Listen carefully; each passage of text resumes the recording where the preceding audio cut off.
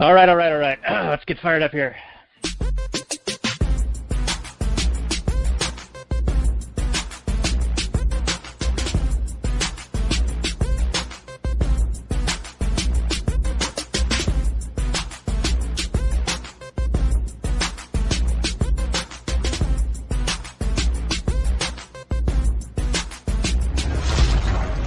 Maximum freedom. Read. Stay on target. Maximum freedom. Stay on target. Maximum freedom. Read Rothbard.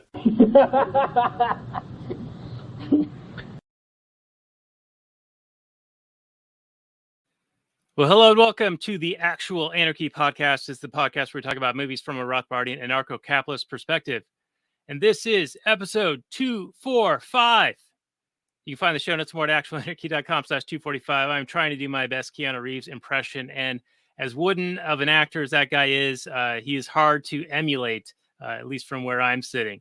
But you can find the show notes more at 245, as I was saying. This is going to be Point Break, not the newer one, but the original. And I don't know why they continue to remake movies that are great movies to begin with. It makes no sense to me, but we're going to get into it tonight with a special guest who's going to be joining us in the last hour's portion of the show. But before we introduce him, and I think I might have just misgendered him, I don't know, but let's say hello to my misgendered hetero life mate, Robert. How's it going over there on your side of the mountains? Is it hot over there? It's getting hot up in here. Yes, my friend. What's up, brah?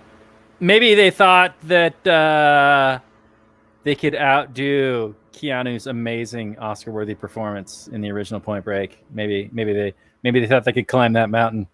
You never know what kind of crazy thoughts these people get into their heads. Yeah, it's a really bizarre situation where it's like Hollywood's out of ideas, so they recycle content. But rather than going back and remaking a movie that was like a terrible movie with a great concept, they take a really good movie and just make it shitty. Make a newer, shittier version of it. It's really kind of a weird thing. Well, yeah, they did it with Total Recall, which I think we're also going to be doing soon. Yeah, we're going to be with doing a Point string. Break. We're doing a string. Oh, we're doing of a string of movies. remakes. Is that our? We're doing a string of a deal? originals that happen to have terrible remakes. Oh, I see. But we're not reviewing the terrible remakes. Well, we can certainly talk shit about them, but I'm not going to. We can shit all over them, even though we haven't seen them. I like it. That's my go-to move. I know it says that I don't know anything about it. I've never seen it.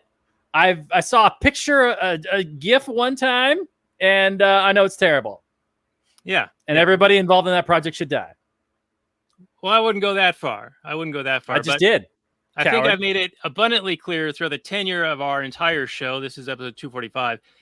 Ever since episode 1, I think we made it abundantly clear that we were just talking out of our asses for the most part. This is true. Yes. Yeah. So anyway, why don't we introduce our guest? He's going to be joining us in just a moment as we get into the Last Nighters portion of the show. We'll see you. Sounds cool, brah. Just a moment, brah. Sounds great, man. Radical. All right. We'll be talking about Gary Busey, Pet Judge, right after this.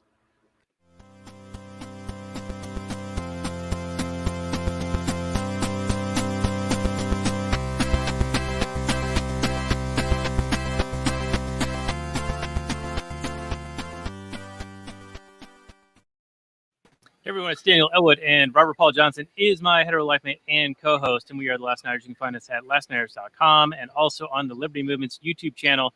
And this is episode 188 of the Last Nighters. You can find the show notes more at lastnighters.com/188. And if you are one of our lucky Patreon supporters, you can be watching this live while the sausage is being made. And we're going to be talking about Point Break tonight, the 1991 classic, not, of course, the terrible, terrible remake. And we're going to be talking about it with the voice of so-called fiction, Johnny Profita of Peddling Fiction, who was on with us for Cinco de Mayo, doing a review of Desperado. But tonight, it's one of his favorite movies of all time. It is Point Break. Welcome back to the show, Johnny. Why don't you just remind everyone what you do at your show, where they can find it, and what makes this your favorite movie? All right. Yeah. Well, thanks for having me on again, man. This is one of my all-time favorites. I do the Peddling Fiction podcast. It is a libertarian-minded podcast. I talk about politics, current events, and economics from a libertarian ANCAP point of view. I am an ANCAP myself, but I try to keep it a little on the lighter side. I don't like to get bogged down in the minutia of libertarian theory. I like to talk about current events and sort of apply the theories to that in a more palatable way to try to make our message, I guess, easier to understand for the average statist. And man, I don't know where to begin with why I love this movie so much.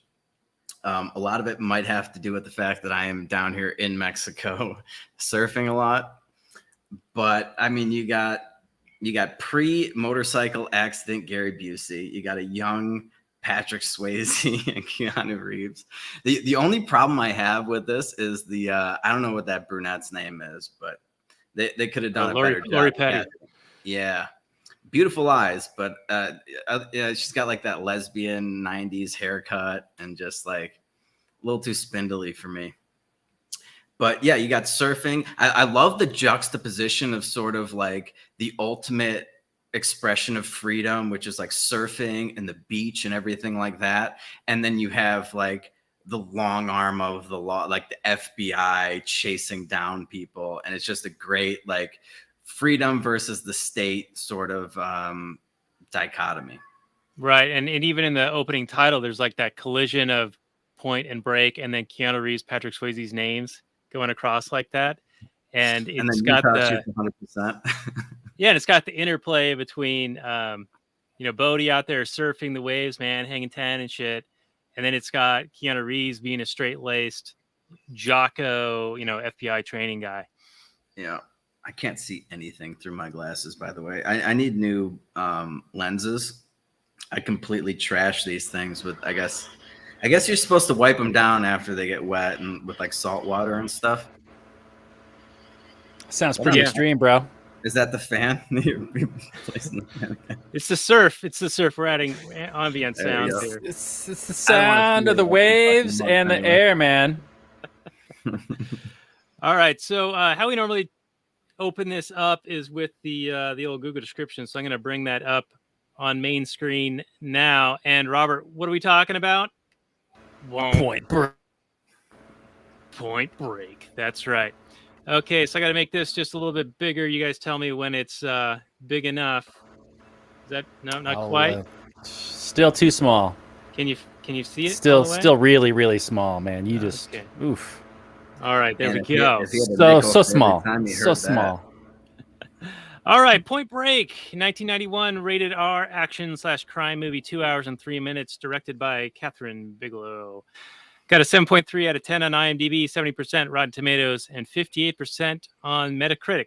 However, 90% of Google users like it, and I think about 100% of the reviewers on this your show are going to like it.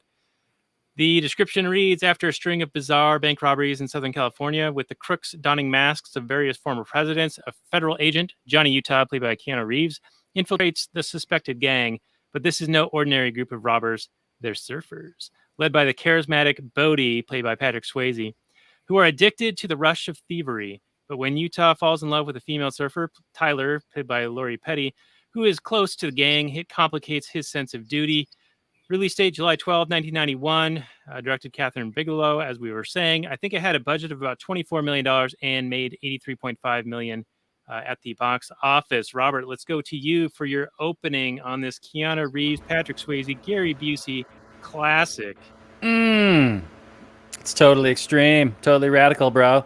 It is a throwback to, it just reminds me of the 90s where everything was extreme and radical and intense, and you had comic books where everybody had like 1,000 guns and like bullet packs all over their bodies, and that was like their uniform or their superhero outfit. And all the movies were just stunt after stunt, just cranking it up. Although this movie really doesn't have a whole ton of action and stunts. It does towards the end, and it does have them in fits and starts, but a lot of it, and I love playing the villain here with you guys. I just savor this moment where I didn't really like this movie a whole lot. I thought it was pretty good. I thought it was like, oh, are you in disbelief? Oh, you're shaking your little heads. Oh no, yeah, bring it.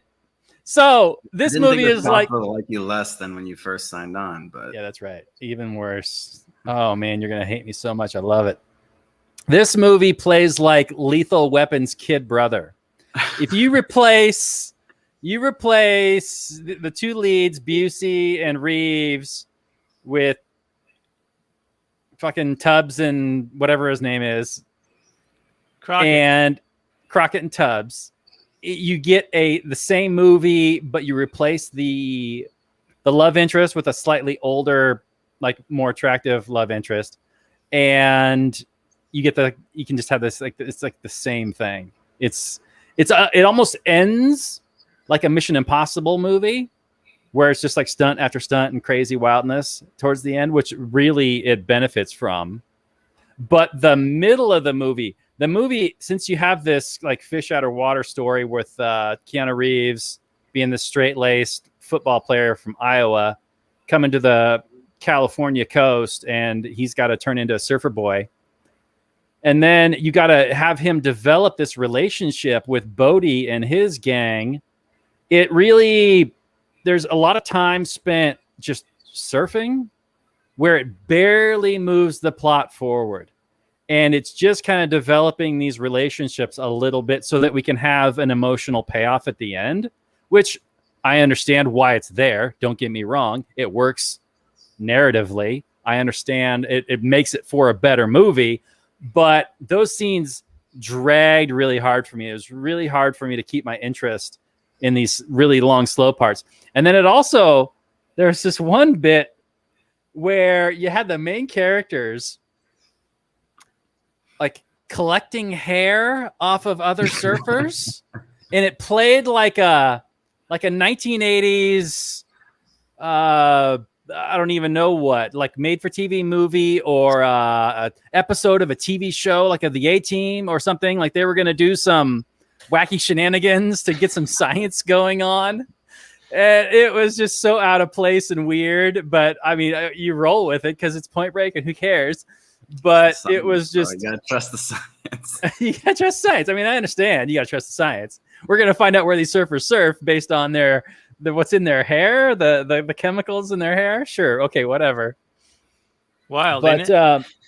Hey! I'm still talking here. Reeves is atrocious. He is astoundingly bad. He's like so impressively bad. They could have pulled anybody off the street and read his lines better than he delivers them. This is like peak Bill and Ted, whoa, bro, Johnny Mnemonic, just as charismatic as a wooden brick, Keanu Reeves. I don't understand his appeal. I don't know how the guy has a career. Later on when he does Neo in the Matrix, it works because he's like this wooden everyman weird guy. But in a movie where he actually has to emote and show him, like express love and anger and hatred and excitement, it's like you could have gotten anybody, would have been way better. But it makes for a curious, like if you go back in movie history and you see all these weird like oddities, like Point Break kind of stands out as this kind of curiosity, like with all the weird choices they made to come together in this kind of good movie. Like the ex-presidents are kind of dynamic and interesting, and Swayze plays, of course, always good. Excellent, Daniel. And but I just wish that the lead was more charismatic, because the plot's actually pretty decent, especially towards the end. The third act is quite of a bomb ripper of a tube or something. 100% pure adrenaline. That's right. It's 100% pure adrenaline.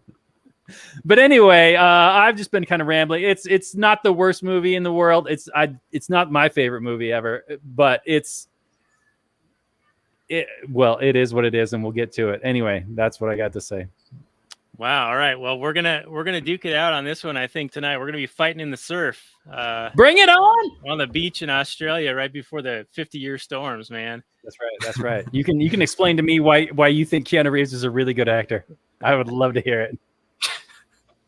Well, so this is one of those roles where I think he doesn't actually have to be good in order for it to be a good movie, because he plays the opposite of the yin and yang of the Patrick Swayze character, the Bodhi, who's just so fucking laid back, philosophical, and cool that there's a nice strong contrast between them. And you do have an arc where he starts off as this straight-laced Jocko guy who then, through the course of the film, starts to find the relationship and the philosophy and the adrenaline and all those things impact him and change him as he's maturing into the person that he is by the end of the film, where he's so fed up with the law and order side of things, where he throws his badge into the drink, Dirty Harry style.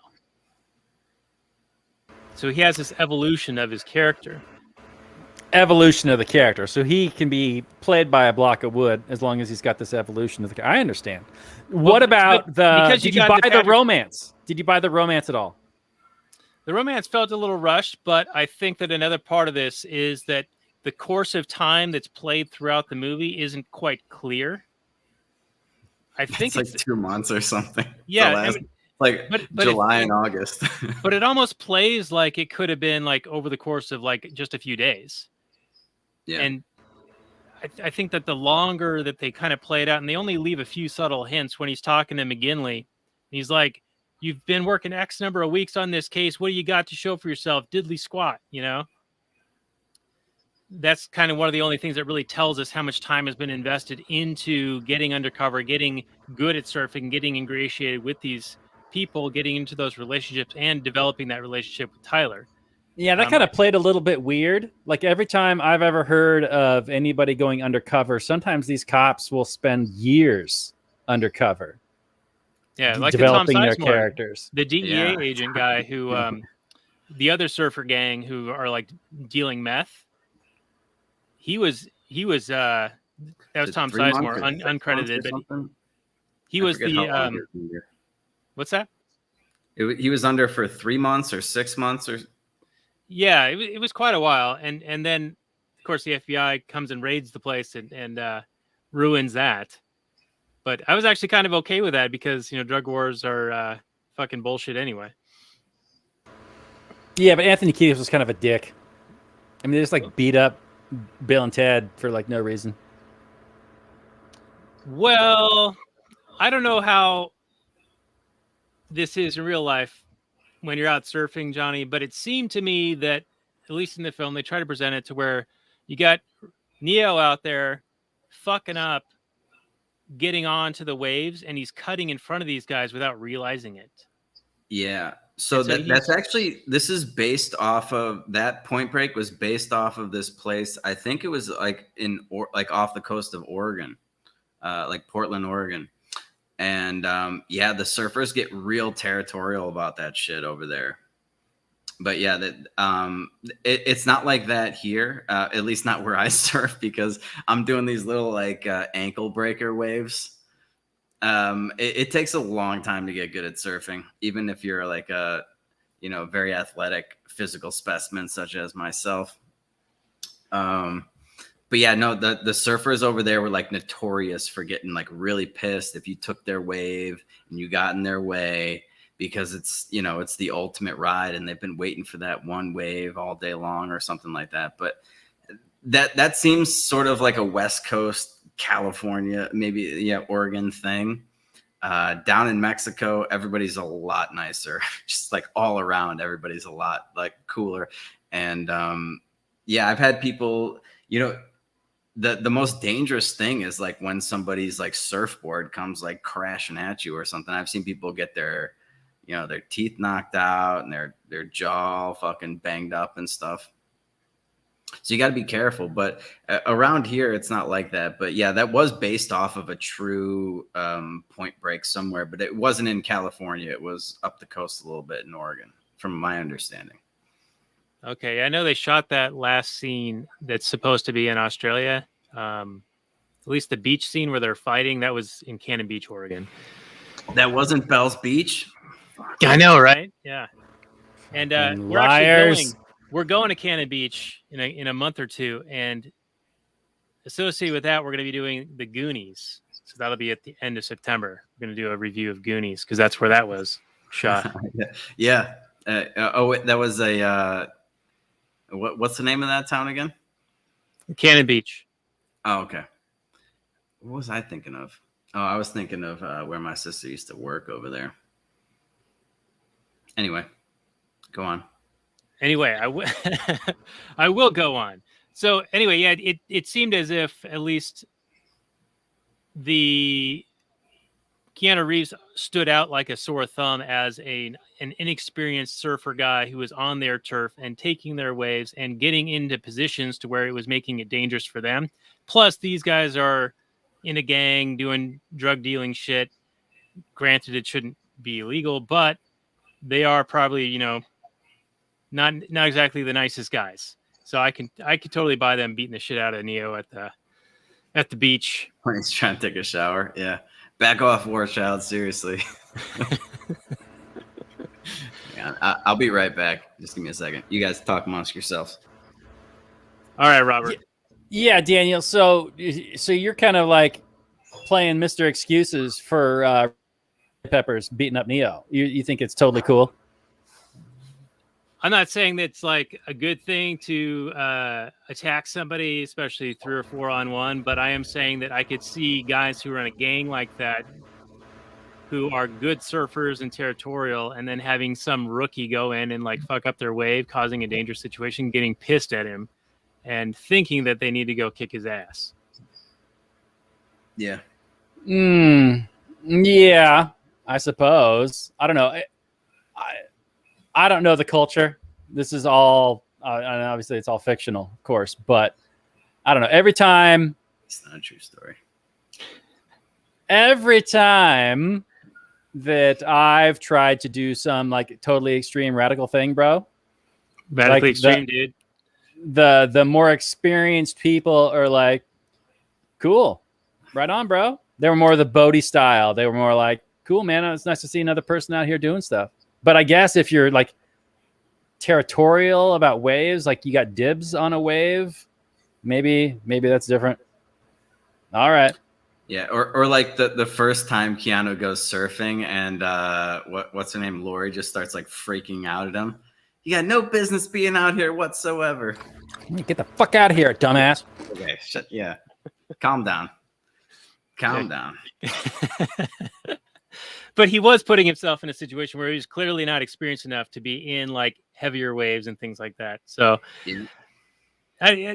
I found it believable. And granted, I am talking out my ass a little bit. But Johnny, I sent you a note about this HBO special called 100-Foot Wave. It's like a multi-episodic like thing that's being released. And I think the first 2 or 3 are out so far. I've only watched the first episode, and it's this guy. He's a big wave surfer, and I don't know if he was actually the guy who did the last surf scene in this, where Bodhi goes out for one last time. It seemed like a familiar name, but he's going around searching for this 100-foot wave that's off the coast of Portugal, and the amount of work and effort that's going into like preparing for this is incredible. It's like a couple of years of him and a team like studying it and getting trained up to get on jet skis to get out there and to perform rescues. And one wrong move and like the amount of pressure from the waves of that size, if you fuck up, I mean you're just gonna die even if you don't hit the rocks, and there's tons of rocks out there too. So it's pretty amazing. I could not imagine being out there. And then I go around here, a buddy of mine has some jet skis, and there was like a hurricane like way down the coast of Mexico. And like 3 days later, it sent like 15-foot swells our way. And so at like one point I'm riding along on this jet ski, and I look over and my friend is like 20 feet higher than me. And I'm like, oh, but these are like rolling, like slowly rolling thing. They're not like, curling and gonna crush you. I couldn't even imagine being out on a jet ski in that wave that's behind your head right now. Like that'd be horrifying. So yeah, dude, the fact that these guys go out there, it was just like that when they're on the beach, just paddling out in a big surf is a commitment, man. Can't just call time out and go back in there. Yeah, those guys were not exactly great actors. I found Keanu Reeves like more serviceable in his role, but the rest of the gang, not so much. Yeah, I mean, No, there was like one good actor in this movie. It was Patrick Swayze. That was it. And Gary Busey, come on, Pop. No.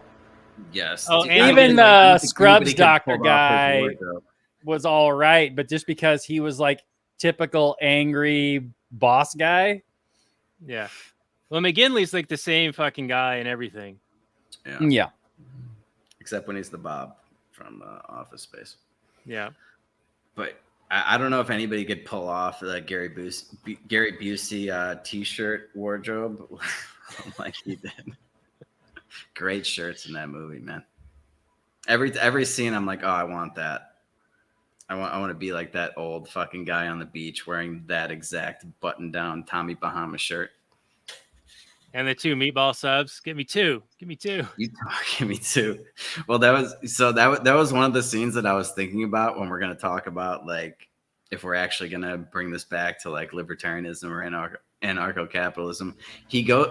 Utah goes into that fucking sandwich shop. He orders 2 meatball subs, 2 drinks, and like a turkey on rye or some shit. I forget what the third sandwich was. And it was like $7.65 or some shit. Right. And I was like, all right, what was this movie? When was it done? Like 1991. 91. So yeah, I was like 7 years old. Like even that's kind of a stretch, but I don't think you could get one sandwich in anywhere in California for $7. Maybe I'm wrong. No, yeah, that sounds like at least a $30 order. Yeah, 2 drinks. My God, the inflation that we're seeing right now is just absolutely. And these are meatball subs too. And it wasn't like he was at Subway. He was at like a little hole in the wall place. Yeah, but apparently it's like the fastest restaurant in town. I mean, it was ready in like 30 seconds. Right. Yeah, they had a very small window to get up there, park the car, and run into the bank. But you want to go on an inflation rant? I know that you want to do those on your show. God damn it. Yeah, dude. I mean, well, inflation drives me crazy for a number of reasons. I'm not even sure where to start, except for the fact that everybody lies about it. The way we calculate inflation is complete bullshit. Like they talk about the rising prices, but I don't know if anybody's actually listened to I talked about this on the last podcast that I did. Joe Biden said that if they just pass the next couple of Democratic spending bills, that will reduce inflation. Reduce inflation. And he said it 3 times, so you know that he fucking means it, and he's very serious. But the inflation is literally the expansion of the money supply. Like that's, it's like inflating a balloon, right? So you get all of these dollars out there in circulation, and the faster they change hands, that's the velocity of money. The faster they change hands, the more effect it has on prices. But the fact that they are creating this money and putting it out there into the economy, that in and of itself, at least from the Austrian perspective, is inflation and the historical definition of it. The way our government likes to measure that is by prices, but then they take a bunch of stuff out, like everything that you buy. So it's like, oh yeah, inflation X food and energy is like 2%. It's like, okay, well, I'm trying to think of what else I fucking spend money on other than food and energy. I guess alcohol. Right. Yeah. I think like Milton Friedman gas. said with all the changes they keep doing to the CPI, and he said this like probably 30 years ago, but it's like they're measuring inflation without the inflation by taking out food and energy and housing and all of these things. Yeah, and the excuse they use is that it's too volatile, but that's government speak for the prices are going up, so we want to understate inflation, and they like to do that for a number of reasons. One is the GDP deflator that they use. So you basically have to subtract the inflation rate from the nominal GDP to get the real GDP. So if our GDP is at 3%. And inflation's at 5%, you have -2 GDP. But if inflation's or if the GDP is at 3%, inflation's at 2%, then you're at least growing at 1%. So they like to understate it for that. And then also like Social Security benefits are tied to inflation, and government paycheck increases, all kinds of stuff is tied to it. So they have all these incentives to understate the true rate of inflation. And to measure it by prices is just absolutely ridiculous. Like, what if the price was going to go down and it stayed the same? They don't capture that in the CPI. And then they don't take into effect quality. Like they'll substitute things, like filet mignon. And then like if that gets too expensive, then they'll just put in ground beef, and they'll say like the price of beef hasn't changed at all, but you're getting like shittier beef than you would have gotten before. Or the price of like airlines is a great example. Compare flying in like the 1970s, where they come around with like the meat carving station and everybody's getting drinks and shit, and it's a huge party, to now, like, they just stuff you in there like fucking sardines. You got your mask on, no drinks, no nothing. You're just going to sit down, shut up, and get to your destination. And even if the price stayed the same, it would, in terms of the CPI and inflation, you're getting the exact same experience. And that's not the case. Or furniture, another good one. The price of like a table or a couch or something like that.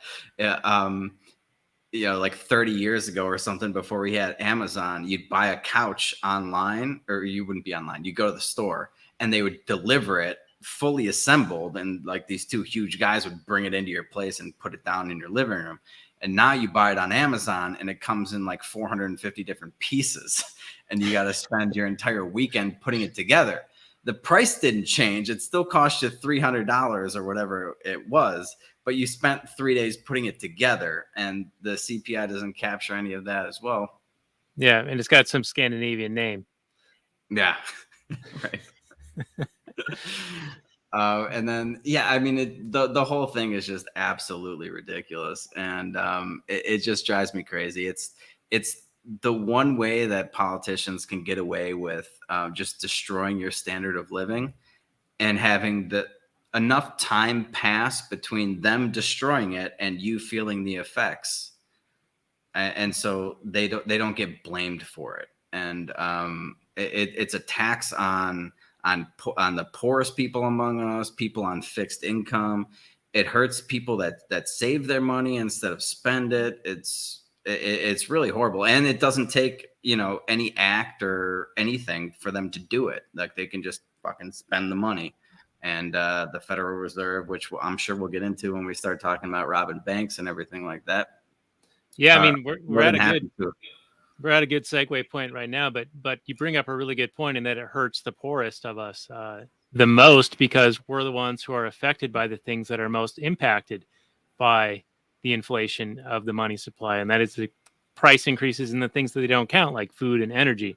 And the lower your income, the more of a proportion of your income goes towards those things, whereas those who are far wealthier, and I don't mean to sound like a fucking commie here, but the wealthy often have their money invested in things that appreciate with the inflation: stock market, housing, collectibles, things like that, things that actually rise with the inflation. So even though like the value in nominal terms goes up, it may not actually have increased in any core value of it, if you kind of catch my drift. Yeah, no, that's a great point. The rich people are like, they have a disposable income, and then they have everything else that they put in inflation protected assets. and they're able to sort of protect themselves from the effects of it, and they're also usually the ones that get all of this freshly minted money first, which is another thing, but because we talked about the expansion of the money supply and then how quickly that money changes hands. Well, the first people to get their hands on that money, the prices haven't adjusted to it yet. So all these like fat cats on Wall Street, these bankers, all these politically connected people, they get the trillions of dollars in bailouts, and they get to buy stuff for today's prices.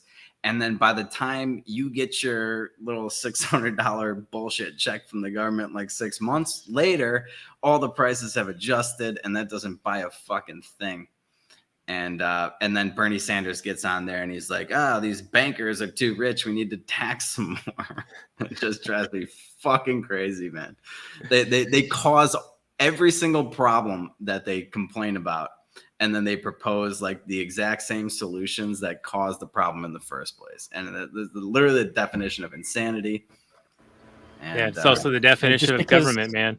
Yeah, and just because they have good intentions, they get a pass. It's disgusting. Yeah, and that's one of the things when they're robbing the bank in this movie.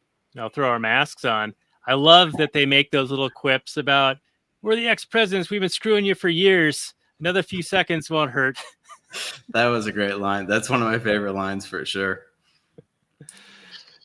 Yeah, I love that, and it's true. I mean, they have been screwing people for years, and it's an insidious way. It's not only like with inflation, which is really just a tax on everybody, but as we were just discussing, it's more so on the lower income folks.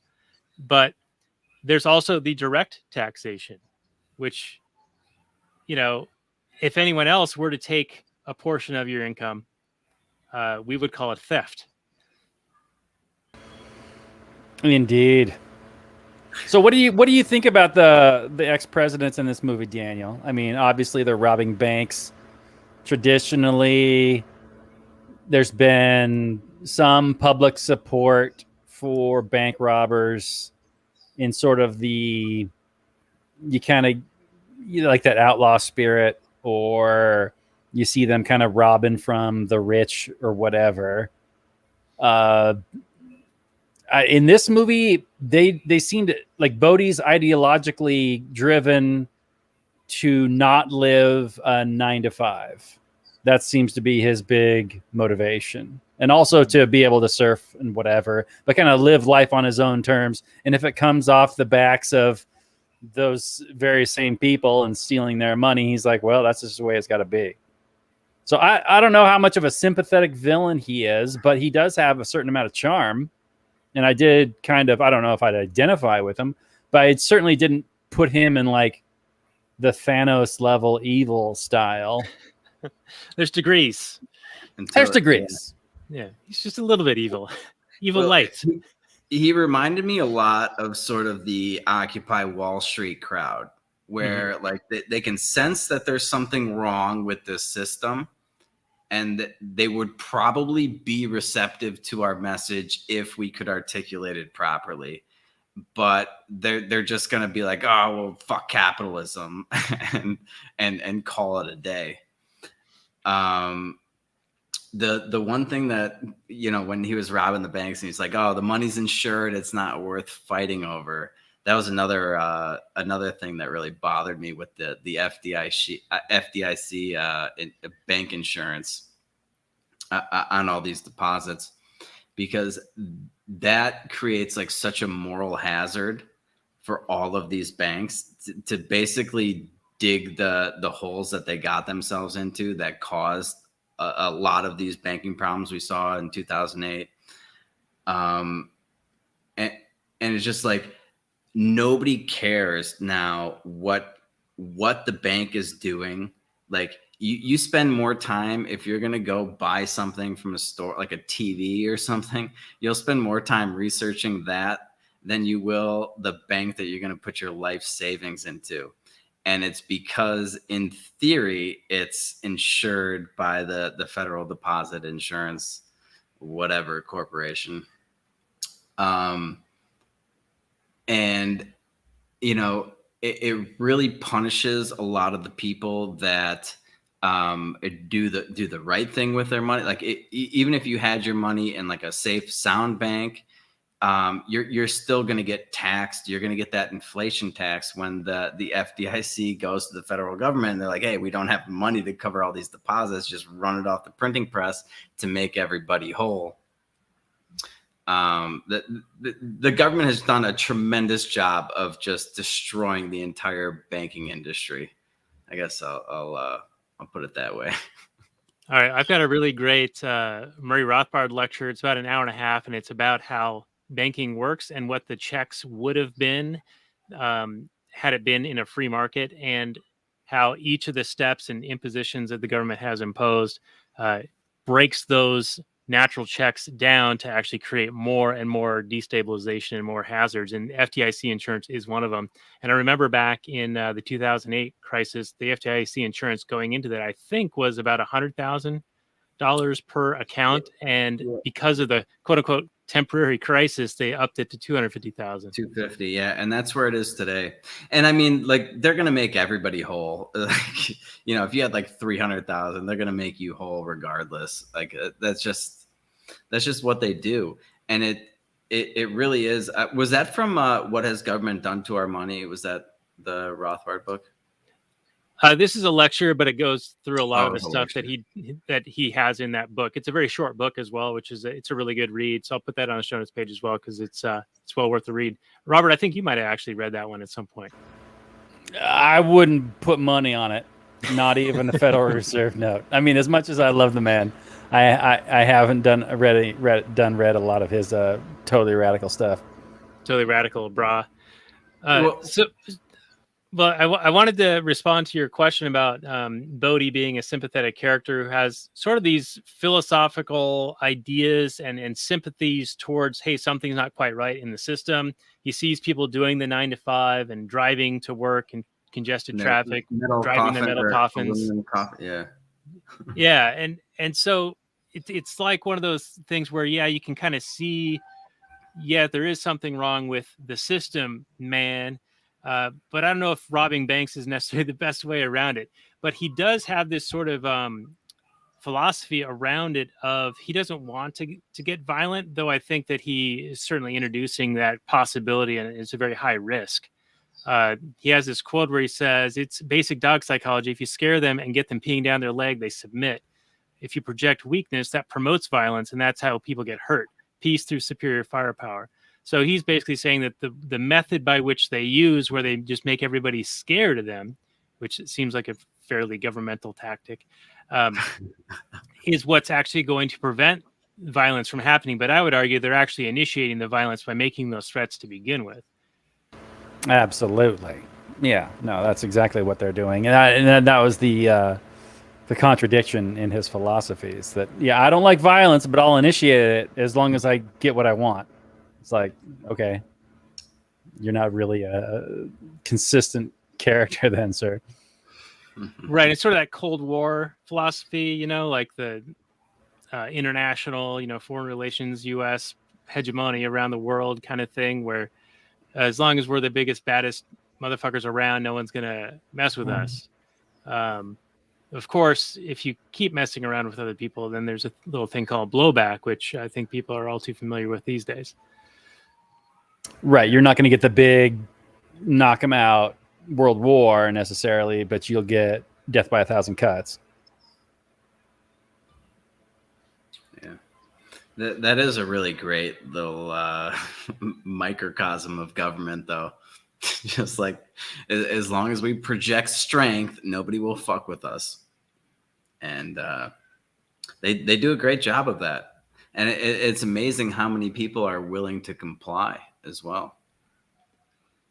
Yeah, well, it's kind of sad, but you know, as this 18-month to flatten the curve has been going on, I've been disillusioned so many times with how much we are way more outnumbered than I'd ever thought possible. But then I sort of like rationalize it and go, well, if you think about it, most of these people have been indoctrinated their whole lives. They've gone into government schools. They've been watching mainstream media, which is basically an extension of government. it would be hard for one to expect people to see through that, because critical thinking skills have been decimated. You know, it's all about feelings now and microaggressions, and every history book is about how great the government is, and it's about, you know, wars and great men who are all political figures. So it's it's kind of hard to. Yeah, that's by design too. That's no accident. They were going for that. They were trying to create a bunch of mindless drones that just take instruction and consider that an education. Right, that's the Prussian model, right? And wasn't Dewey instrumental in implementing that and getting government schooling? I think what was that guy's name? I'm drawing a blank on his name now. I probably had a little too much to drink, but John Taylor Gatto. That doesn't sound right. Well, he's a guy who he died recently, but he was a New York Public School Teacher of the Year, and then he quit and started writing books and giving lectures about how terrible the government school system is. Yeah. I mean, I know we sent a bunch of like feelers over to fucking Prussia and Germany to like figure this stuff out and be like, oh, this is how they brainwashed all these guys to go stand and be like cannon fodder. Like we could take that model and bring it over here and just teach them to not necessarily be cannon fodder, but they can be like mindless drones that we can manipulate for the rest of their entire lives. Obedient workers, like the George Carlin bit. God, George Carlin was so great. I wish he would have lived like another 10 years just to see how fucking bad things got. What did he die in, like 2007, 2008 or something like that? Sounds about right. Yeah. He was right before like things got really bad with all like the SJW stuff. Oh my God. Yeah, he probably would have had some good material on that crap. Yeah, he was in Bill and Ted, right? He was Rufus. Yeah. What? Oh my God. The Keanu I gotta watch connection. Bill and Ted again. That's been Jesus. What year is it? It's been a long time since I've seen Bill and Ted. You guys watch a lot more movies than me. I always feel like a little inadequate trying to analyze movies when I come on here because this is what you guys do. And I just watch like the same shit like over and over again. Especially now because of COVID, like nobody's producing any new material. I just keep waiting for the new season of something to come out and just nothing happens. Yeah. There's tons of content out there, but a lot of it's old. So yeah, Bill and Ted. Yeah, it is basically.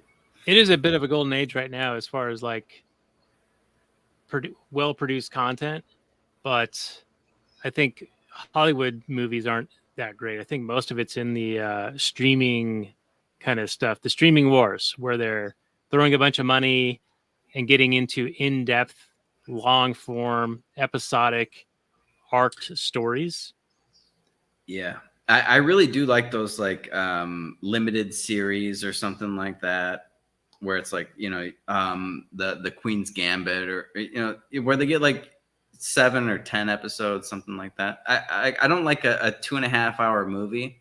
I think I get overwhelmed initially. I'm just like, well, I have commitment issues. For anybody. Again, I think we've been spoiled by the long form storytelling. Like in a 7 seasons of Game of Thrones that exist, you get to know those characters in and out. You get to, and you really feel their ups and downs and when they die or whatever. And in a 2-hour movie, you just can't compete with that kind of stuff. Like, I mean, if the girl had died in Point Break, I'd have been like, oh well, I guess she died. I wouldn't. I mean, it wouldn't have been great, but I wouldn't be shedding tears over it. You know, I mean, I just didn't get to know her well enough, I guess. Yeah, it kind of cuts two ways because, like, you know, we do movies because they are self-contained. So it is a thing that we can look at and have seen and be able to discuss, rather than some more longer form thing or a multi-season thing. I mean, there's whole podcasts dedicated to just Game of Thrones or just Jurassic Park or just, you know, you name it. Sure. There's a lot of content, especially if it's an ongoing thing or if it's additional merchandise or different offshooting type stuff is being made for it, like video games or music or whatever, you name it. Merchandising. Lots of content to Capitalism. talk about. The evils of capitalism. Mm. Oh, I've got Bodhi's quote, and then maybe we can move into another direction because we are actually almost an hour long already. Here's his quote. "This was never about money for us. It was all about us against the system that kills the human spirit. We stand for something. To those dead souls inching along the freeways in their metal coffins, we show them that the human spirit is still alive." Now, this quote, in watching this movie, it kind of resonated with me because these guys were living in what we, the three of us, now look back on as like the times when things were actually free. Like you could literally pretty much go and do anything. 91, yeah. Yeah, man, I would. Fuck, That but I looks- would go back to 91. Yeah, it's so amazing, just thinking about how different things are now. And Robert, I think we've talked about this on previous episodes where like, and this is before the COVID times, but it's like, would you go back in time like 5-10 years where you didn't have, this information readily accessible to you on a smartphone or a device, where the pre-internet days, would you be willing to go back, or to pre-air conditioning days, or the airline travel days? And we were like, no, man, you think about those guys who in the, the robber barons in the 1800s or whatever, who were some of the richest people on the planet, and they still had gas lamps in their house. Yeah, and their kids still died from polio or whatever, It's a different time for sure. This seems like a step back, though, the last 18 months. Well, but still, that's a lot of that is an attack on your mind. Like you can still do most of the things. Like I can't just walk into Canada. I mean, at a border crossing, you could, but you can't just like do it like you could in the old days. Like there are ways around. Like yes, governments are big. Yes, they are powerful. But as they are big, they are also slow. And when they are try to be all-encompassing, they have cracks. And we are small and quick, and we can take advantage of those cracks and that slowness. And there's also a state of mind where, there are X number of regulations, and if I was going to pay attention to all that crap, it would probably paralyze me. Or you could just go out and live your life, and it'll be fine. I tend to go towards the latter approach. I mean, it's probably a good idea to be aware of some of the things, but also be realistic in the state's ability to police those things and in the willingness of the culture to enforce those dictates, right? Like it takes human beings to enforce all this shit. And if, they're not going to have the will to do that, then what use is the law on the books? It's just there to paralyze people and to, have little people that, follow along and are also going to be the little hall monitors that are trying to keep people in line without the state actually having to do it, because they are like the tiny dot tells us, like they are super outnumbered and they don't have nearly the resources, even though they're building this technocracy of this control grid, right? They still don't have the manpower to watch everybody all the time and control everybody all the time. They need their little hall monitor Karen force to keep everybody under control. And if you just ignore those Karens and just go about your life, like there's that one picture of that guy on the train who's like, the Karen comes up to him and is like, "You're not even wearing your mask, and I'm going to put this on Instagram and you're going to be famous." And he's like, "Yeah, do what you want. I don't care." It's just like a king, man. And the post is like, "Oh, he doesn't care." And she's like, "He doesn't even care." Yeah, don't even care. I'm living my life. I suggest you do the same. Yeah. So that was definitely my biggest takeaway from this whole COVID-19 thing was just, Yeah, like I don't want I feel like inching along the freeway in your metal coffin is what they're trying to get us to do. Like sit in your fucking couch, order delivery food, don't go outside, don't exercise, don't see people that you love, don't have any fun because you might get a fever for a few days or something. It profoundly changed my outlook on things. I think we have like this entire thing backwards, like the whole formula that the government has basically come up with for the way that we go through life, where like you go to government school until you're 18 or whatever, and then you go to college, and then you get your math. Now you need a master's degree because they've inflated away the value of a college degree. And you're in school till you're like 28, and then you get your first job. You move out of your parents' place. You got off of their insurance, and you work until you're 65, and then you go on Social Security. Like that thing is completely fucking backwards. And I see all these people here because everybody that did that, they got in on the Ponzi scheme early. Especially the Social Security Ponzi scheme early. And so like they're living pretty high on the hog. They did great through, the 80s and the 90s. They crushed it, and now they're retired, but they're too old to fucking do anything. And they come down here to Mexico and they walk across the pool from like 3:00 to 4:30 or something. And then they have dinner at 6:45 and they're in bed by 9. And I'm sitting here, I'm on my computer like that entire time, clicking the mouse and doing all this stupid shit. I could easily do computer stuff when I'm their age, sitting on my fucking ass. I can't go spearfishing, cliff diving, parasailing, going out like till all hours of the night or something when I'm 75, 65 years old. I think we got it all backwards.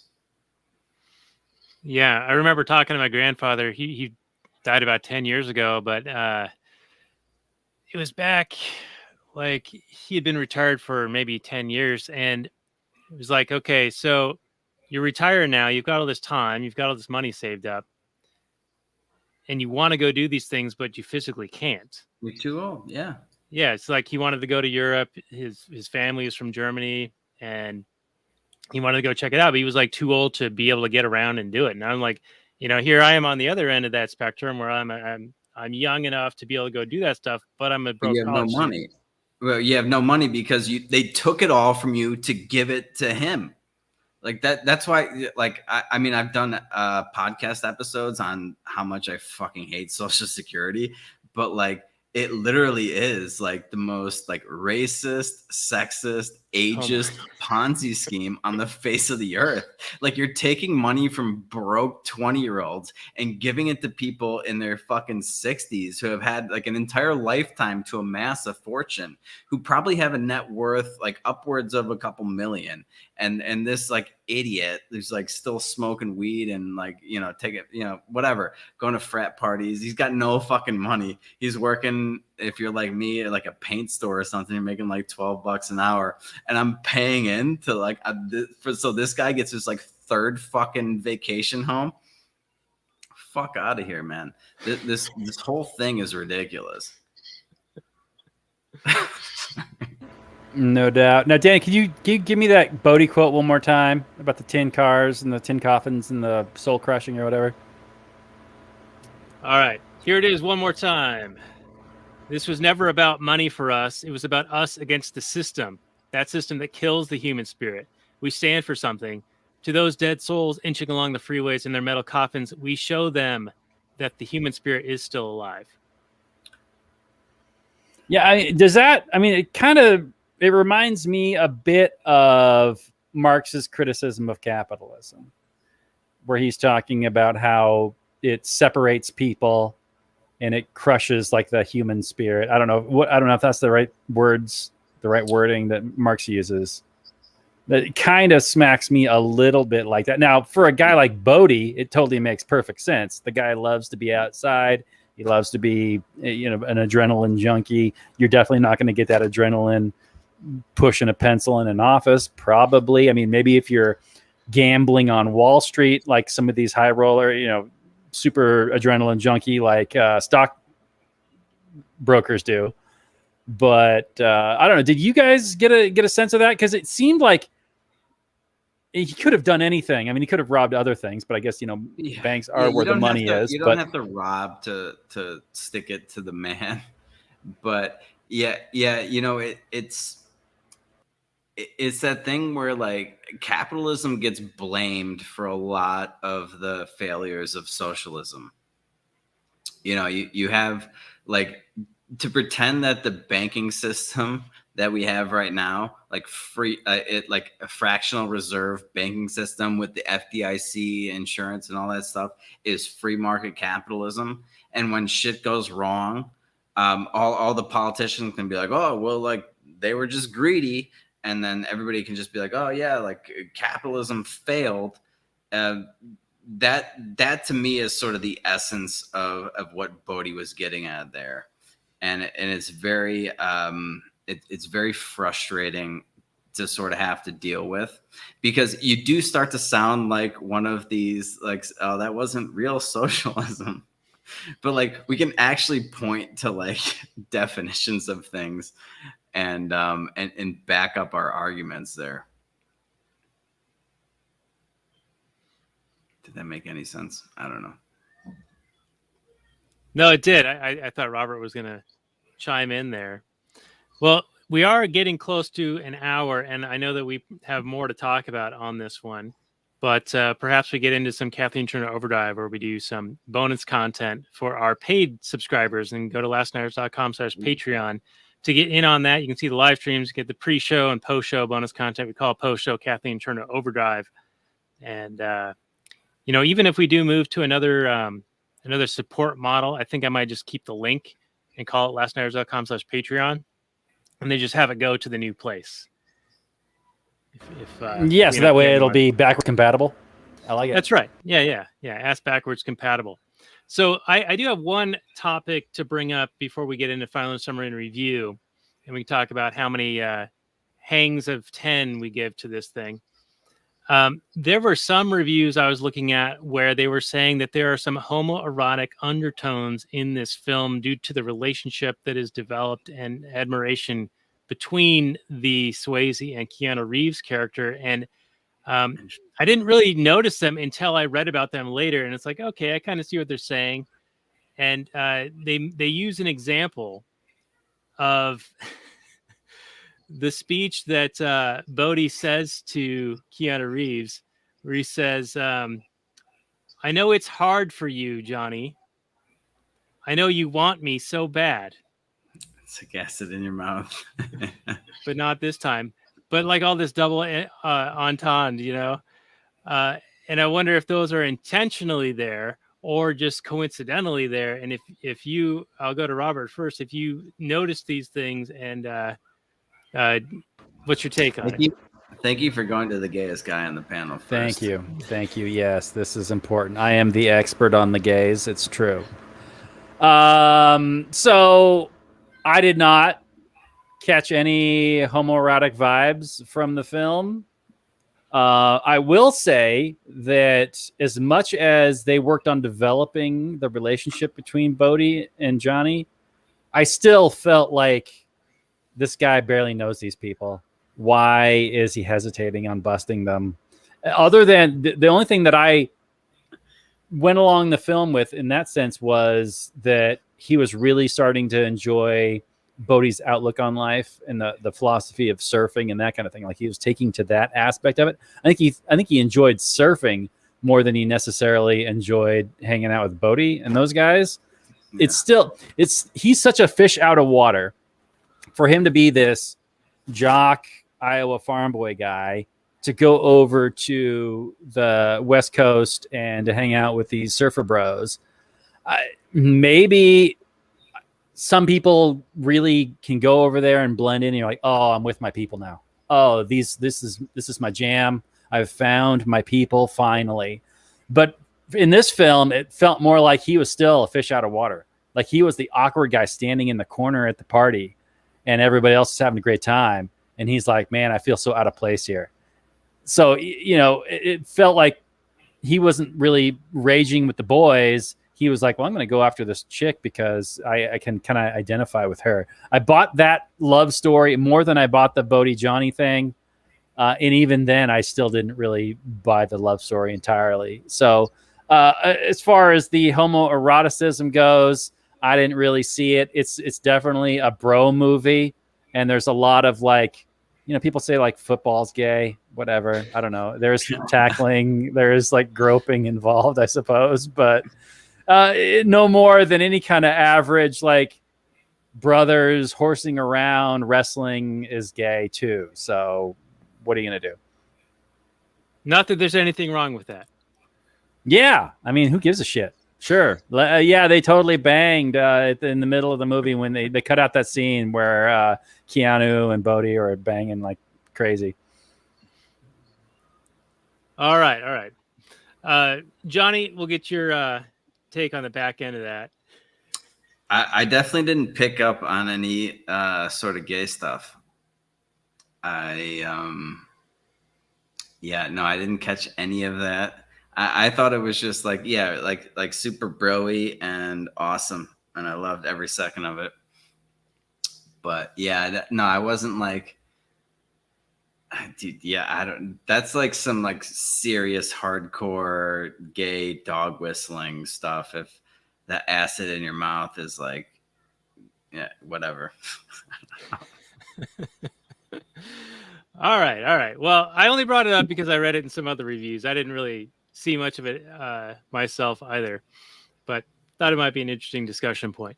But anyway, we should get into final summary and reviews here. So, Johnny, you kind of already started off with your love for this movie. So why don't you close it out with your overall take, and how many hangs out of 10 do you give this? Wow. Well, I had never actually watched this movie with, the idea of sort of looking at it from an anarcho-capitalist perspective. But thinking back on it, there's a lot there, and it's mostly like monetary policy stuff. But I won't let that factor into how I judge the movie. I fucking loved it, man. I love almost everything about this. I love the dialogue. I love the action sequences. When the FBI is raiding that house, and then like Keanu's face is like right up against the lawnmower. I love the surfing scenes. The only thing I don't like is like the dykish, brunette female lead. I think that's the only place where they went kind of wrong with this. The girls in the house that when they were raiding during the FBI raid, like there were like tits flying everywhere, and like that one chick was stabbing the guy in the back, like that. Those were 90s girls there, like they had like the nice high thongs on. That one chick was like completely naked, so that was awesome. I like everything about it. The other thing is that when they were parachuting, they're skydiving and they're like having conversations. It's a little hard to believe. Yeah, I don't think that actually works. I don't think so. I haven't done it yet. I have skydivers. They land right out in front of my place here every day. I'm just like horrified. I'm way too afraid of heights to actually do that. But I forget what was Bobby's lead. Oh, when they were cutting everybody's hair on the beach. That was a pretty bad scene. I think Keanu's worst scene was when they go to check out the car, the getaway car in the beginning, and he starts yelling at Gary Busey for like no reason about like Nam and whatever. I thought I'm still alive. You're still alive. Let's do this. Let's go bust these guys. Come on. These guys. Are you dead yet? Yeah. I thought that was his worst moment. But I mean, I don't know. You know, it's like it's so bad that it's good. I loved everything about, like, from the wardrobe to the dialogue to the action scenes. And I don't know, man. Especially like being out here on the beach. You know, surfing is a source. It'll change your life. And I'm still searching for the ultimate ride. You got to be willing to pay the ultimate price. It's not tragic Yeah, to die doing what you love. That is literally my Tinder profile. If you want the ultimate, you got to be willing to pay the ultimate price. So yeah, like, what did I give? I forgot what I gave Desperado, like a 7.5 or something. Yeah, it sounds about right. I'm gonna give this like a 9.5, and only because that like lesbian looking brunette Lori, whatever the hell her name is, ruined everything. Women ruin another movie. Shocking. Yeah. All right, Robert, what's your take and what's your score? Well, like I said, if the A team in Hollywood was making Lethal Weapon, the B team was making Point Break. Now, that doesn't mean Point Break is a bad movie. It just means that it's just not quite up to blockbuster quality stuff. It's like a step down, but it's still an enjoyable ride. Direct this, or am I imagining that? Kate something or other. I don't know. Some lady. I thought this was a James Cameron film. I think No, he this produced movie? it, and it was his wife at the time, Catherine Bigelow, and she did a bunch of movies recently where she won an Academy Award. Okay. Right on. There. Well, good for her. Yes. I don't care about Academy Awards, but good for her. So yeah, I mean, if I was a surfer, maybe this movie would have a little more nostalgic vibes for it, but I'm not. But I do enjoy any kind of movie that injects like a philosophy and has the villain be somewhat sympathetic. I've said that multiple times on the show for different films, but the villain can't just be some evil, dumb villain. Like, I'm just evil because I'm angry, evil guy.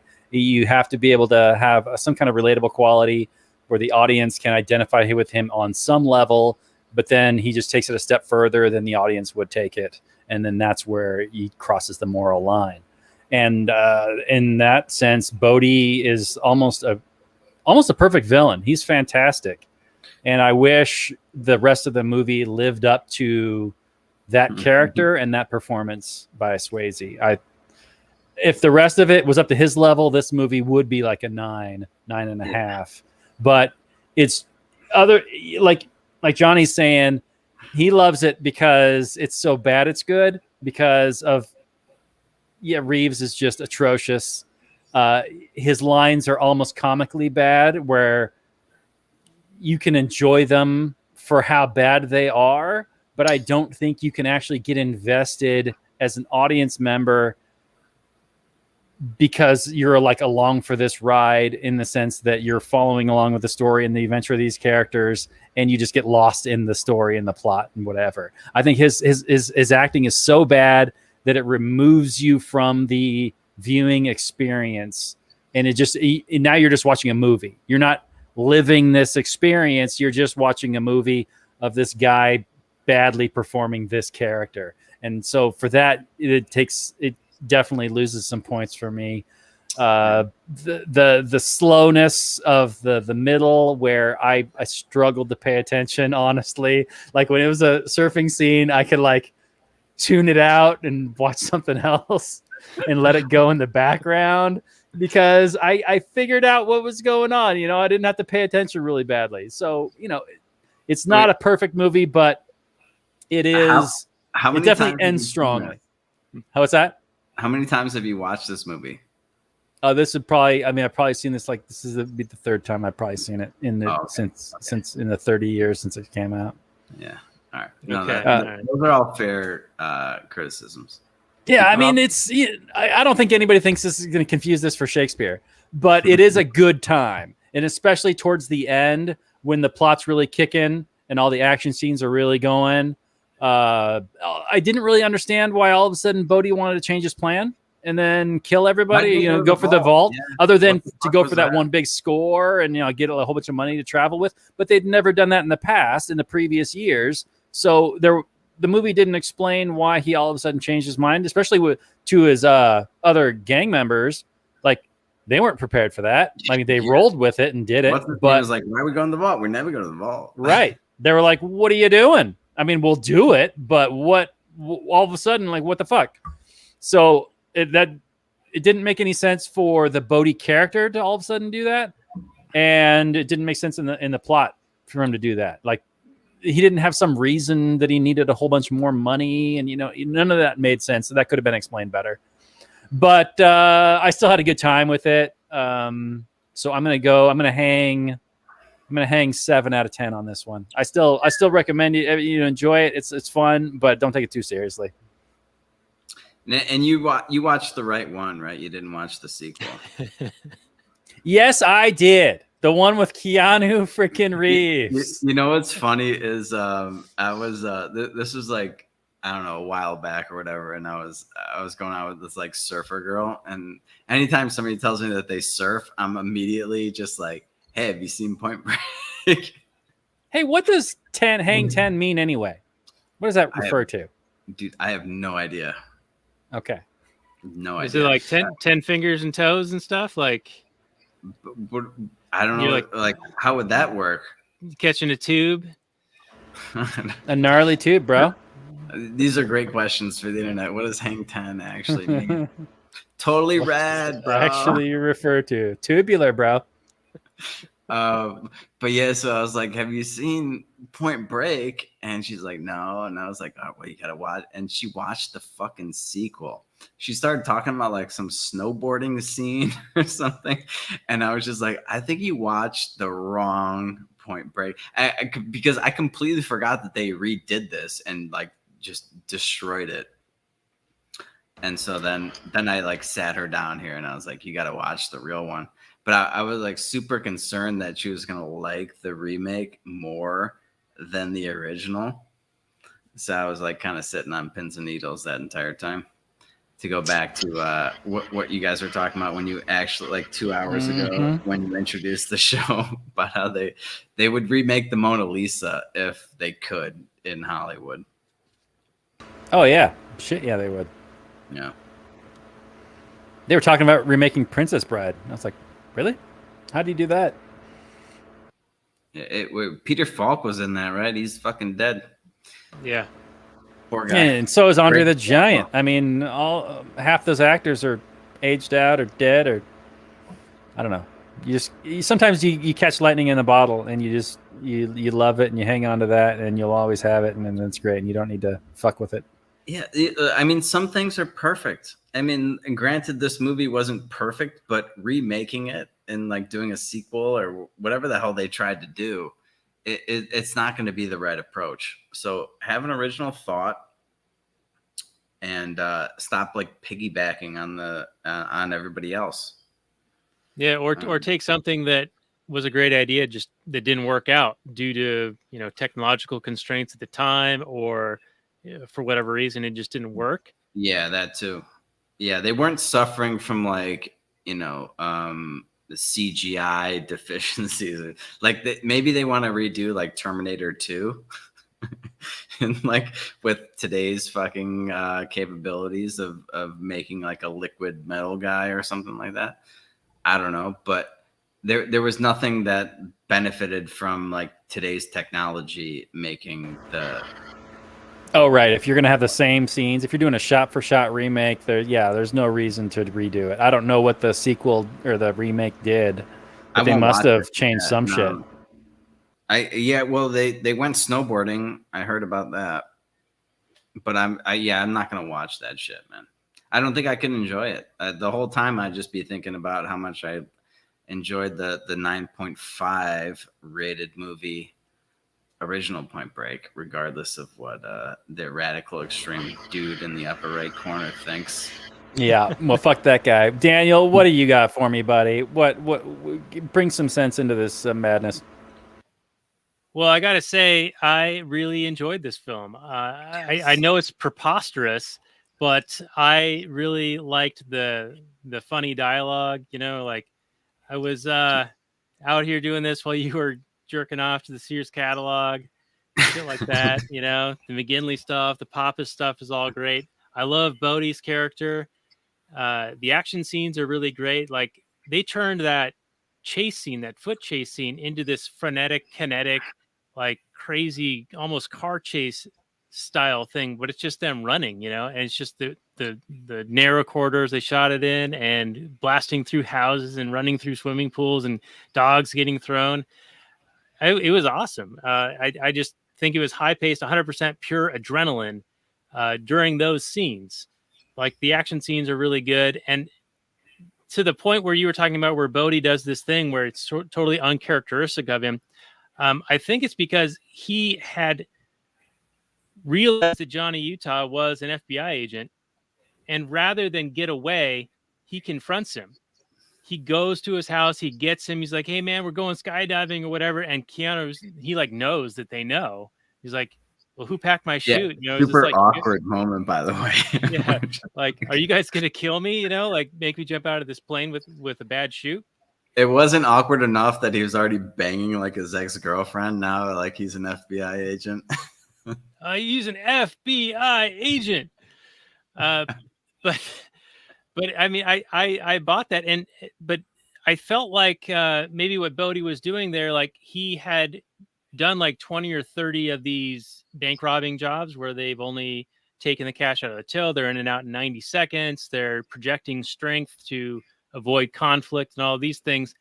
But now he's in this sort of spiral where he's been chased by the FBI agent who turns out it was his buddy who's banging his ex-girlfriend. And he's getting the FBI agent to be an accomplice to this because he has the girl being held by this psycho guy, Rosie, who's going to kill her if he doesn't meet him at a certain time. And so he's like amping up this adrenaline. And I think that perhaps he's in this spiral of like, he just wants to get higher and higher and higher levels of this. And so that's why he makes that decision in the bank. Let's go for the fucking vault. That's deep, man. I didn't even think about it. I mean, that's a potential theory. I like it. I don't know if I agree with it, but I appreciate where your mind's at. Can we call Pat? Oh no, he died of pancreatic cancer. Okay. Yeah, very sad. That, by the way, in terms of the whole cancer, like, because I know we're coming up on the football season here, and they're gonna start doing like the cancer stuff and like October with the pink ribbons and all this shit. I really think that we got breast cancer under control. It's at like 95% survival rate or something like that. Pancreatic cancer fucking crushes people. Like one of my best friends in the world, like his dad died to that.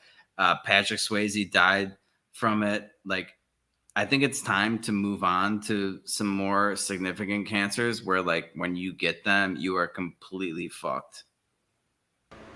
Yeah, but then you're gonna fight the feminists who feel oppressed at all times. They can still have their thing, but like we have to like I think we have like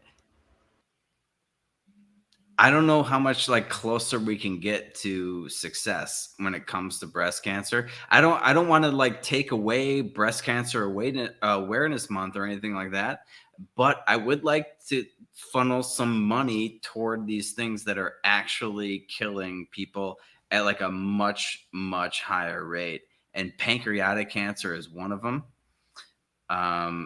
And then anything with like, I don't know, like the colon or bowels and stuff that just sounds like a miserable way to die. Yeah, we had one of our Patreon supporters. He died, I think, of colon cancer a couple of years ago, and it was not an easy thing to. Yeah, I can't like we take all this stuff that happens like, you know, in your midsection for granted. Like there's a lot of shit that can go wrong there.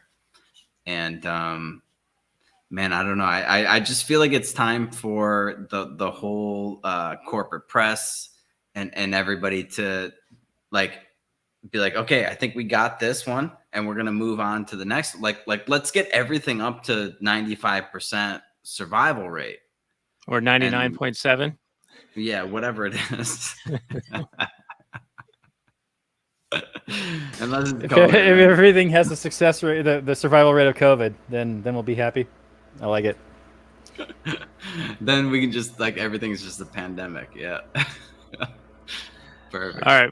Well, I don't know if I gave my score, so I'm going to go with an 8 on this one. I'm hanging 8 toes off the end of the board. Mike C, let us know it's about how many toes you're hanging off the board. All And right. throwing up some comments from some of the people who have been watching. So thank you guys for watching. And Mike says, freedom as addiction, a counterpoint to the addiction of the slavery normies have, as though the only way to truly be free is to be addicted to the rush. It's a tragedian take. Mike uses a lot of big words. I don't know what tragedy and Yeah. tragedy is. He's a smart motherfucker. He is a smart motherfucker. He probably knows what he's talking about. Yeah. We're gonna go with that. That sounds like a real word. Sounds like a real thing. So anyway, this has been a lot of fun, Johnny. I hope you can stick around for a little bit more of bonus content after this. And people can find your work at peddlingfiction.com. Oh, and Mike says peddlingfictionpodcast.com. But yeah, just like Peddling Fiction is the name of the podcast, and it's on everything. Wherever the fuck you guys listen to your podcast, I don't know. That's right. Yeah, I use an app called Listen Notes, and that lets me create a list that I can go through, and it'll show the next one that's available, and it doesn't like automatically download it to my device. I know that Apple Podcast does that, and I hate that because then it just fills up my Dude, I had device. like a huge problem with Apple. Apple just like dropped my podcast for like 3 months or something. And this was a few months ago, like right after I started like a huge ad campaign for the podcast too, which is perfect. Just like I like somebody texted me like, yeah, I can't find your podcast like on Apple. And I was trying to figure out what the hell happened. And so like I emailed them. At first I thought it was because I swear a lot and I don't necessarily always mark my episodes explicit. I Googled this and they're like, yeah, if you're explicit and you don't mark it, you could get into some trouble. But it turned out to just be like a problem on Apple's end. And I was like, oh, that's nice. Just throwing all that ad money into a hole. Right. Because like, only like, 60, 70% of my listeners are on Apple. No big deal. I'm over it. Well, now that you are back on there, I do recommend that people do check out your show. It's really good stuff. I love how you spit fire. And you also do a good job of explaining things like the mechanics behind things from an economic standpoint, which we have done occasionally in the past on the show, though I don't think we've done anything like that recently. We're just two old curmudgeons these days. Well, I'm also very curmudgeonly, but I'm also just an idiot. So it's very easy for me to explain. I think this is like my strength, right? Like, because it's so hard for me to understand things to begin with, that why do my fucking glasses look so weird? Because I'm such a dumbass, it's easy for me to explain it to other people who probably have like a much higher IQ than me, because it took me so long to figure out how to learn these things. I think that's sort of where I excel. And that's why I want to keep the podcast on like sort of like an introductory level. I want it to be approachable and palatable to the average person. I don't want to overwhelm them with all sorts of like libertarian jargon or like give them, like a 500-page book to read on economics or something like that. I want to give them the what was it, like, was it Pink Monkey? Or no, that's the name of the show. What was the monkey notes? The cliff notes when we were in high school? Oh, yeah, it Something wasn't. monkey, Yeah, Cliff right? Notes. They're the Cliff Notes. Yeah, Cliff Notes version. There was like a monkey version. Anyway. Was there? Yeah, there's also a strip club in Chicago. It was Pink Monkey. I don't know if it's still there. I got some wires crossed. Anyway, yeah. Listen to my podcast. I'm not as dumb as I look. All right. Well, I would agree with that. And check it out, peddlingfictionpodcast.com and wherever podcasts are sold. You can find the show notes more for this at lastnighters.com/188. And we'll have links to that as well as some of the things we mentioned tonight. And Robert, next week we're going to continue this little mini theme we've got going on of a good movie that was remade, rebooted in a terrible fashion. And that is next week's take is Total Recall. We're doing the Arnold Schwarzenegger version. And from what I understand, Colin Farrell version, most people do not like it. I don't think I'm going to bother watching it, but the Paul Verhoeven one is top notch. And so that's what we're going to be doing next week with Dr. Dennis Foster making his return to the show. Nice. Always fun to do an Arnold Schwarzenegger film. I was a big Arnie fan in the late 80s, early 90s. That was like his prime time. So that'll be fun to go back to that. I do have fond memories of Total Recall, and I think I saw the Colin Farrell one, but it was entirely forgettable. So I don't even remember what happened in it. So, but I remember the Arnie Schwarzenegger one. Yeah, and I think it'll be well worth the rewatch. And Foster is great to talk to, so that'll be a really good episode worth checking out.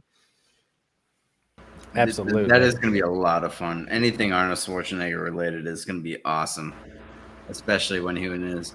And I want to say it was like his smartest script, because there's some question as to, whether like he's just all dreaming the whole thing, or is like they're implanted memories or not. It's a fun flick. Dude, I'm gonna see if I can find. I need to watch that again, because that's one of those movies where I've only watched it like literally once, maybe twice, and now I was much younger. When did Total Recall come out? It's like 89, 90, something like that. Yeah.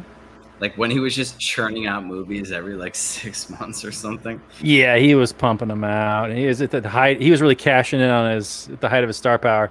Yeah, and I don't blame him. Kindergarten Cop's still my all-time favorite. But have you guys done that movie yet? No, I don't think so. Write that one down.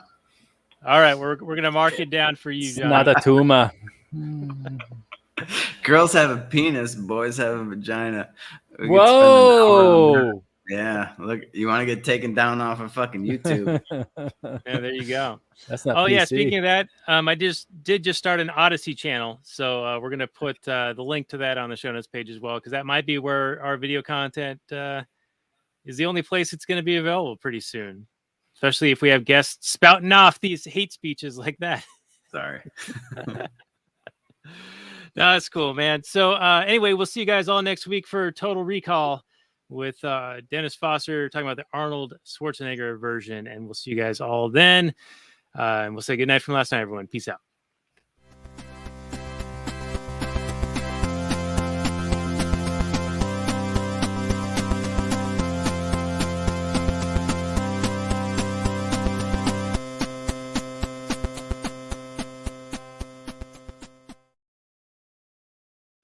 All right, in just a few more minutes on Actual Anarchy, and then we'll get into some of the Kathleen Turner Overdrive, which is the legitimate bonus content that we have for people.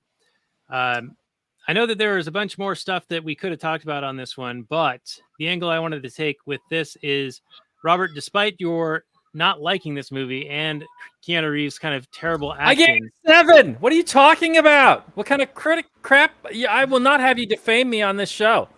I'm critiquing the critic. So Son of a bitch.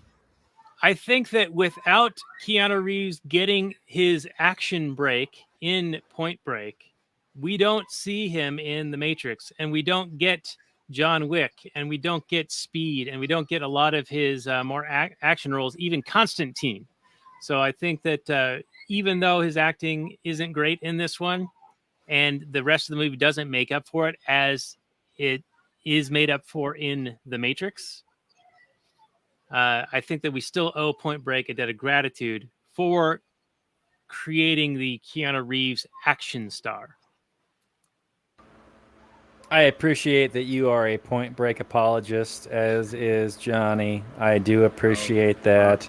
So, You can rewrite history and go back and say, if not for this, we wouldn't have this. If he didn't stub his toe on a Tuesday and eat that carrot, then we wouldn't have had Neo in the Matrix. I understand. So, yes, you can find a million reasons to like this film. It's not going to change my opinion that he is absolute dog shit in this movie. Yes, we probably wouldn't have gotten Speed, which is actually a pretty decent kind of fun action flick. Mhm. And it did, even though he kind of like, I don't know, was he still really hot in the late 90s? Or did the Matrix kind of reinvent him a la Quentin Tarantino? What's his name in Pulp Fiction? I want to say I felt like Keanu Reeves had been quiet for a few years before The Matrix came out, but Speed was what, 95?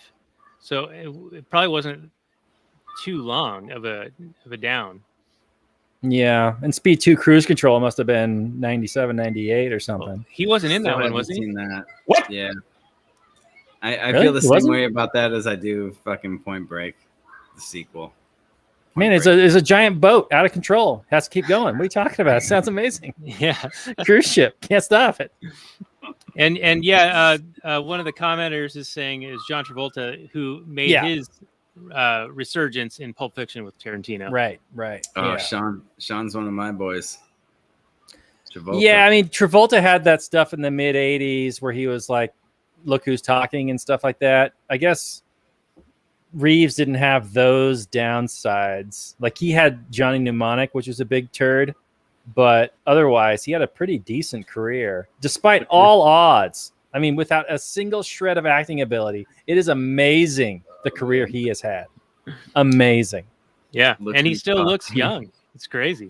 Okay. Oh, yeah. What was the Arrow movie with Travolta? Broken Arrow. Broken Arrow. Yeah. Oh, and Christian Or Slater. Face Off. Face Off uh, was pretty bad too. Yeah. Or The Rock. That's a good movie. First of all, I love The Rock. I would Yeah. come back on anytime to talk about that. That's a badass movie. Yeah. Wasn't it supposed to be a James Bond movie or something like that? Or Was they say it? it is a James Bond movie since Dude. Connery's in it? I don't know anything about it except that The Rock was like one of my favorite fucking movies when I was a kid. I think it Yeah. still holds up. It's just a straight good action thriller movie. Yeah. And that what was that? Well, great lines. Ed Harris, Sean Connery, Nicolas Cage. I don't know how that brunette's looking that wanted to marry Nicolas Cage, but probably pretty good. And all these like explosive missiles that they're just gonna drop on Alcatraz. Hell yeah. It's a classic movie trope. It's fantastic. Well, just bomb them. I don't know. It's like, what's your solution to this problem? I don't know. Bomb their ass back to the Stone Age. Nuke them from orbit. Problem So I'm going to be sure. Glass or plastic? Because the winds change. That's right. You're the man now, dog. Ultimate Connery line. Yeah, that movie is really good. That also a really good car chase when he's driving, when he steals like the Humvee after he like gets the haircut or whatever. He like throws that guy off the balcony, and they're driving through San Francisco on all the hills and everything. I kind of hold The Rock in the same category as True Lies, which is just, a classic, awesome action thriller movie. Yeah. Yeah. I mean, you guys just done nothing but name my favorite movies of all time. And apparently they all come from like 91 to 98. The golden age of cinema. Apparently. Everybody's got their golden age, man. Why not? Everybody was like fucking jacked up on steroids and just doing car chase scenes. Fuck yeah. Guns were everywhere. Yeah. Oh, guns were saving the day all over the place. Yeah. The Fuck. bad guys were Arabs or Russians or I don't know who else. Yeah, mostly I think 90s was mostly Arabs because we were just fucking bombing the shit out of like Iran. Right. The first Iraq War had happened and all that. Which is like, but yeah. That scene in the mall and oh, dude, all of the terrorists in Back to the Future? Yeah, no, not But they were Libyans, right? True Lies. And True Lies, dude, when he like gets the plane together, he's like flying the plane and he like shoots it. Badass. Unbelievable. Yeah, that movie still holds up. I mean, just I think that's a James Cameron one, right? Yeah, I think so. Yeah, That was James Cameron too. that guy's just Wow. solid. A lot like Point Break, just like one of the greatest movies of all time. Yeah, man. Yeah. Did I give a score on it? I forget if I did. Did I give it 8? You gave You hanging 8. Hanging 8. All right. yeah, hanging 8. I gave it a 9.5. I stand by that.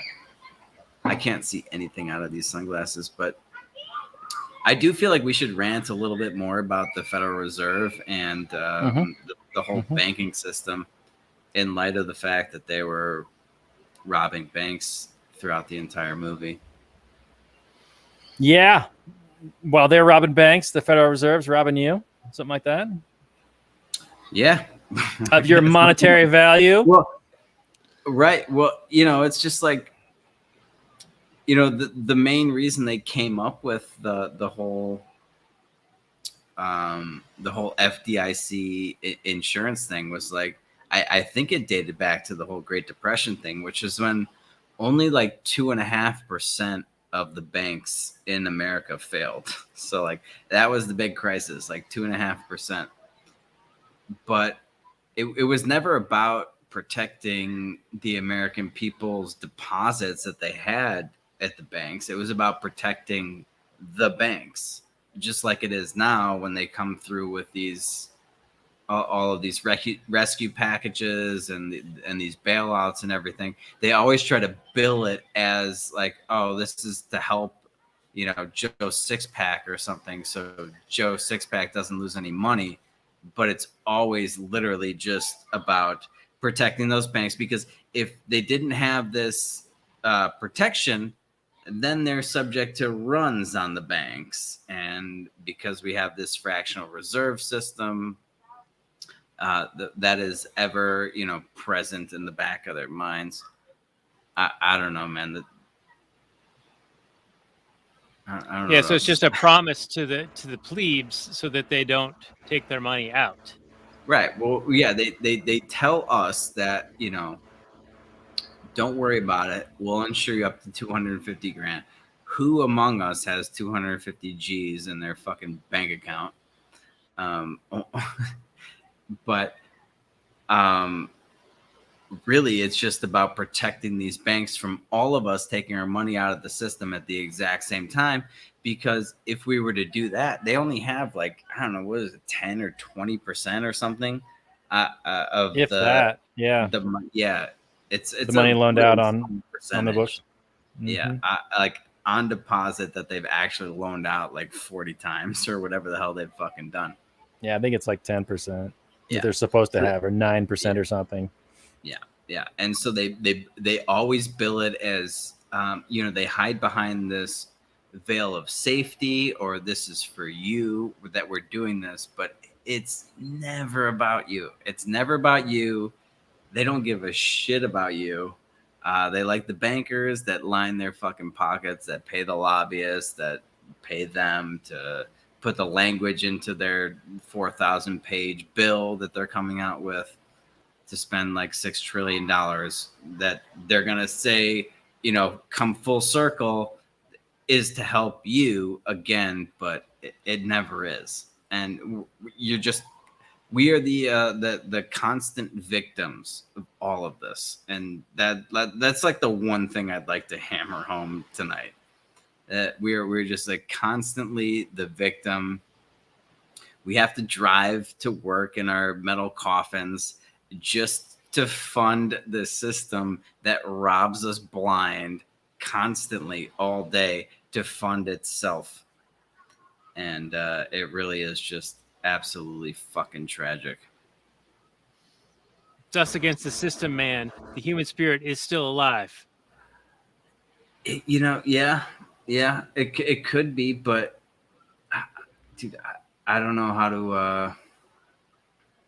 Man, I don't know how to get away from it. Like with all the technology and everything, and the like we talk about crypto, but dude, they can just cut it off at the fucking source of whatever you're trying to buy.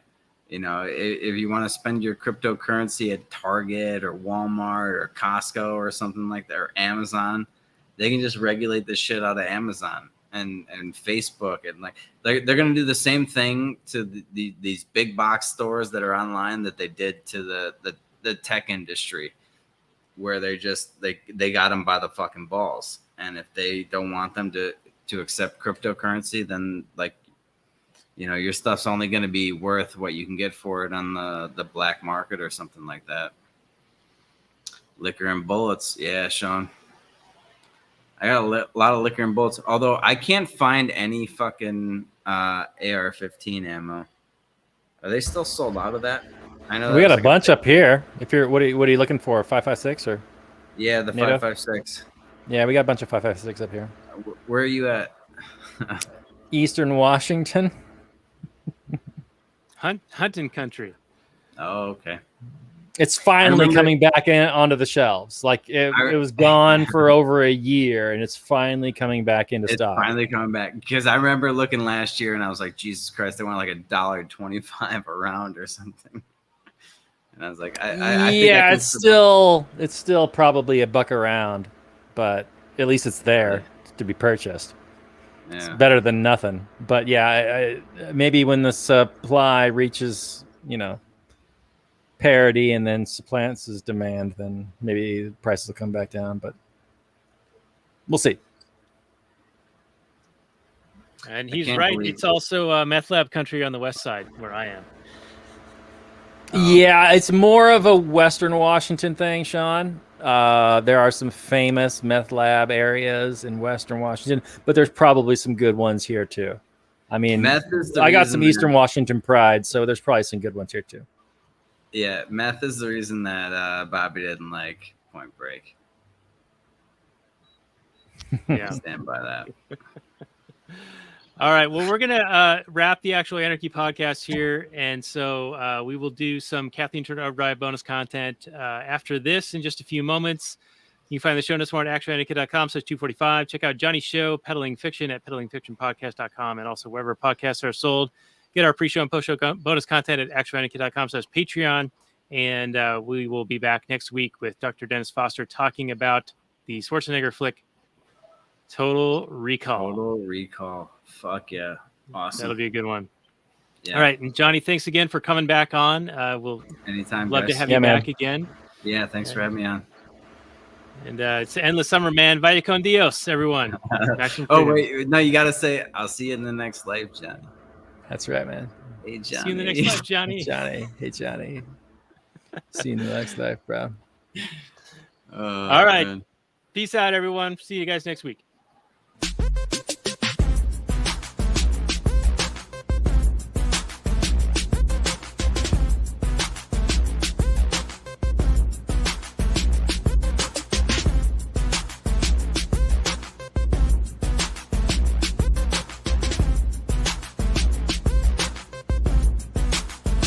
The Chipmunks. CHIPMUNK. We're the Chipmunks. Guaranteed to brighten your day. Do do do do do do do do do do do.